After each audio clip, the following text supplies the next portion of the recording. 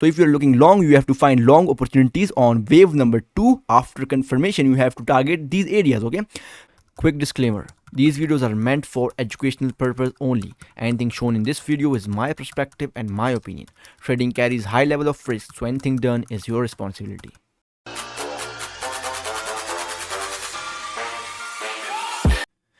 Hey, what's up guys, how's it going? This is Dr. Crypto here.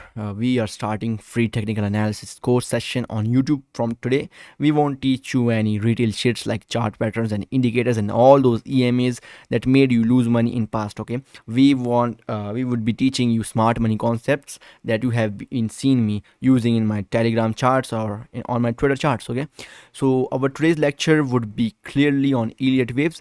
We're gonna discuss the basics of Elliot Waves on today's session. This would be the simplest available lecture on Elliot Waves today, and I will try to make it as simple as I can. This is the simplest, and here is inside my VIP mentorship. You can see this is the most advanced of Elliot Waves, okay? So this knowledge is being given inside my mentorship. If you want to join us on mentorship, if you want to learn technical analysis, you can just DM us on Telegram or Twitter. We will let you know what's the criteria to join us on VIP mentorship, okay? So let's start today's session with Elliot Waves. So what are basically Elliot Waves? Elliot Waves is a combination of 5 plus 3 waves. Let's suppose you are in any uptrend, okay? You are in any uptrend. We say that Elliot Wave is a combination of 5 up waves plus 3 correction waves, okay? These are the 3 correction waves and these are the 5 up waves, okay? This makes Elliot Wave, okay? So this was the simplest definition. What are the 5 up moves? Let's say we started the wave number 1, wave 2, wave 3, wave 4, wave 5, okay? These 5 waves were the 5 up moves that are being followed by 3 correction waves, okay? This is the first correction wave, this is the second correction wave, and this is the third correction wave, okay? So basically this was the simplest definition of Elliot Waves. If you didn't understand, you can just pause the video, make your notes, and make sure you have a pen and copy to write these things, okay, which I am teaching you, okay? So how does an Elliot Wave starts, okay? Elliot Wave starts by an impulsive move. We call this wave number 1, okay? Elliot Wave starts with an impulsive move. We call this as wave number 1. Then we see a small correction and we call this as small correction move, okay? This is called wave number 2. And then we see a big impulsive move and this generates wave number 3. Remember, the wave number 3 is the largest impulsive move in all these 5 waves, okay? After third wave, we see a small downfall in price again. We call this a small correction move. And then we see again an impulsive move that completes wave number 5, okay? So let's complete all this stuff like this. We have impulse, correction, and impulse, okay? So here comes our protected low. How to confirm that our correction waves just started, okay? So when your correction waves are started, you are supposed to get out of your buy positions that you are being involved right here, okay? So we're gonna discuss that in this video, okay? So here our 5 waves just got completed. This was our low. Price broke this low. We had a break of structure, and then this makes us more confident than that now the 5 waves of Elliot Wave just got finished, and this down move to break this low was just an start of a correction wave, okay? Then after this down move, the first wave of correction wave just gets completed. Then we see a small retracement in price, and this is basically an area to get out of your buy calls that you are involved here. How to confirm that, we will discuss in today's video, okay? And then we see further downfall from price right here, okay? And then we start the first 5 up moves of Elliot Wave again, okay? Impulse, down move, and impulse, okay? And again 3 correction move, and so on. It continues right like this, okay? So now the question is how to distinguish between an valid and invalid Elliot Wave, okay?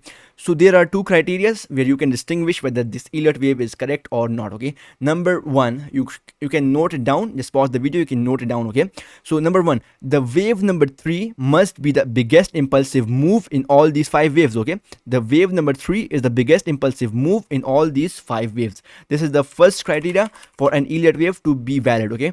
And the wave number 4 must close above wave number 2, okay? wave number 4 must close above wave number 2. Okay, let's suppose if this wave was like this, or it was like this, or it was like this, so we won't consider this an Elliot wave. This is not an Elliot wave. Why?